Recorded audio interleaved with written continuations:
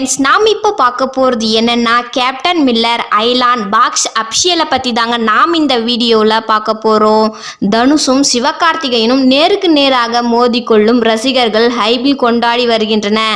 இந்த ஆண்டு பொங்கலுக்கு தனுஷின் கேப்டன் மில்லரும் சிவகார்த்திகேயன் ஐலாண்ட் படமும் ரிலீஸ் ஆகி உள்ளது. மூன்றாவது நாள் வசூல் மேலும் அதிகரித்துள்ளதாகவும் இந்த 3 நாளில் மட்டுமே 5.50 கோடி கலெக்ஷன் செய்துள்ளதாகவும் ஒட்டுமொத்த கேப்டன் மில்லர் 3 தினங்களில் 23.75 கோடியையும் ஐலாண்ட் 13 கோடி ரூபாய் வசூல் செய்துள்ளதாகவும் நாளுக்கு நாள் கேப்டன் மில்லரை விட ஐலாண்ட் படத்தின் வசூல் அதிகரித்து கொண்டிருக்கிறது.